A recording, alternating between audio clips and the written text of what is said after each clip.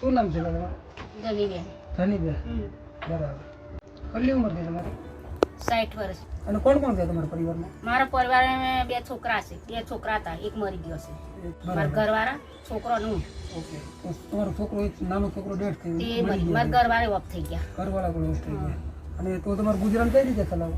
ગુજરાન તો હવે બંગલોનું કામ કરીને ખાઈએ છે. બીજું તો શું કરવાનું? કામ કરીને મહેનત કરીને કરીને જ ખાવાનું. કઈ નહીં ખેતીવાડી કે નહીં કશું હાથે પગે જ છે.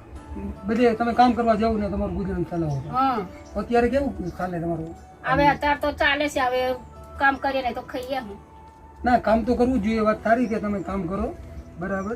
અત્યારે તમે કઈ રીતનું તમારું ગુજરાન ચલાવો છો? હું કઈ રીતનું બંગલે કામ કરું અને ખાઉં છું.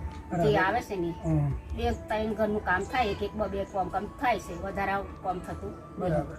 કેટલા કમાઈ છો મહિને? કેટલા પૈસા કમાય? મહિને 1000-1500 નહીં આવતા હોય. બસ એવું છે.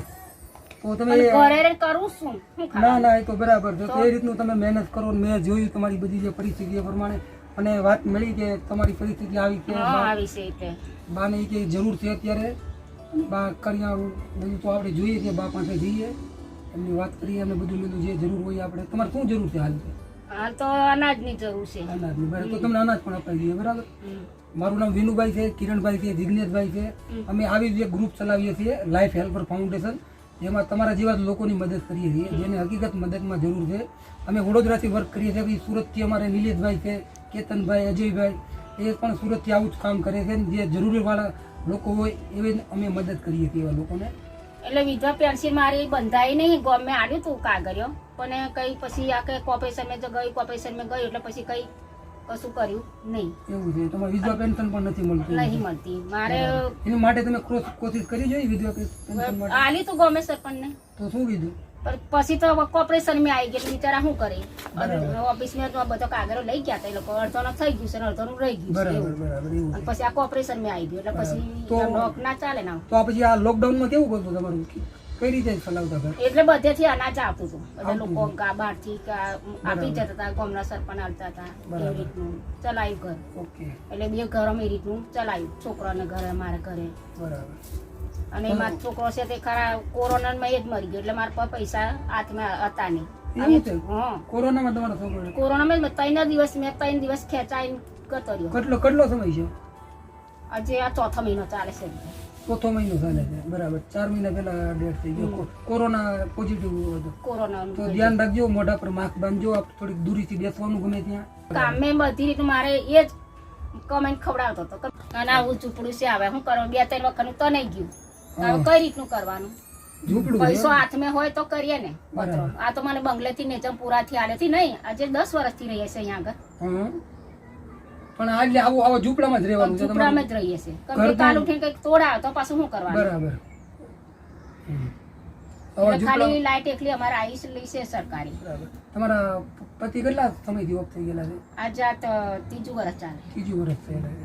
અને તમે એકલા જ બધું જે તમારે કમાઈને બહાર જવું કે ઘરમાં જે કરવું એ હું મારા માથા પર જોખમ છે મારે. બરાબર.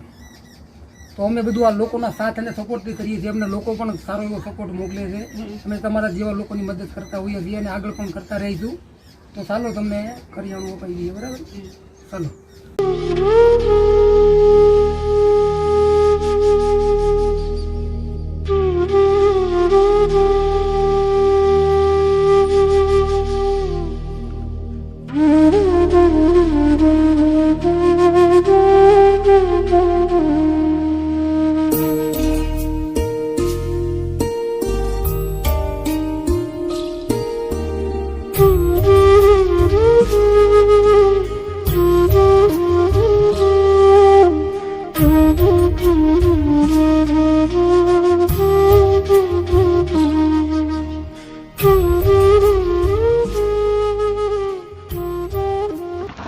કરિયાણું આવી ગયું.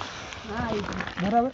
આ તમારે 1 મહિના ઉપર ચાલશે. એકલા તમે એકલા જ છો એટલે એકલા છે ચાલશે. કેવું લાગ્યું તમને? સારું લાગે. સારું લાગ્યું ને? બસ તમે એવા આશીર્વાદ આપજો કે અમે તમારા જેવા લોકો સુધી પહોંચી શકીએ.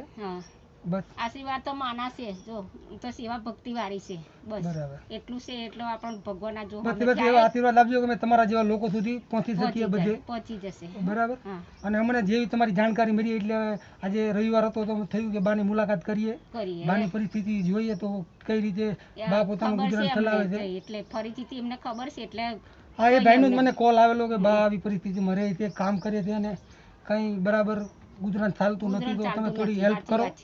તમે જો આપણે જઈએ ને એમની હેલ્પ કરીએ ઘણી બાને. વખત એમ થાય છે કે એકલી માણસ શું કરીશ, શું કમાઈશ, શું ખવડાવ, શું ખાઈશ. ના ના ઘણી વખત એમ શરીરમાં અમને રાતે ઊંઘ નહીં આવતી, દિવસમાં તો કામ કર પર રાતે ઊંઘ નહીં આવતી. ના ના એવું ન હોય. હાલ્યો અમારું કાર્ડ છે, તમારે જ્યારે પણ કંઈ પણ જરૂર હોય ને હા ત્યારે આમાં કોલ કરજો, બરાબર. હા ગમે ત્યારે. હવે તમે મૂંઝાતા નહીં, અમે તમારી સાથે થઈએ, હા અમારી સંસ્થા આખું ગ્રુપ તમારી સાથે છે. ભગવાન તમારું જ્યારે પણ ભલું જરૂર હોય કરે. ત્યારે કોલ હા. કરજો. હા અમે જેટલી અમારથી મદદ થશે એટલી તમે અવશ્ય તમારી મદદ કરશું. કશો વાંધો બસ લોકોને એક કેવો સંદેશ આપવાનો છે જ આવા લોકોની અમે મદદ કરતા હોઈએ છીએ આગળ અને કરતા પણ રહીશું.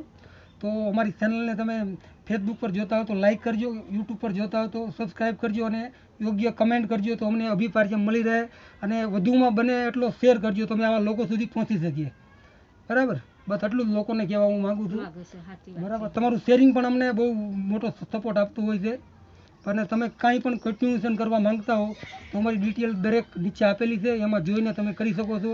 બસ તો બા હવે તમારે જ્યારે પણ કંઈ પણ જરૂર હોય ત્યારે કોલ કરજો, ફોન ગમે ત્યારે કોલ કરજો, અમે તમારી માટે હાજર રહીશું ગમે ત્યારે, અમારાથી થતી મદદ કરશું. બસ એવો આશીર્વાદ આપજો કે અમે તમારા જેવા લોકો તમારા જેવા લોકો સુધી અમે પહોંચી શકીએ. પહોંચી શકે. બસ તો ચાલો હવે રજા લઈએ, બરાબર. જય માતા.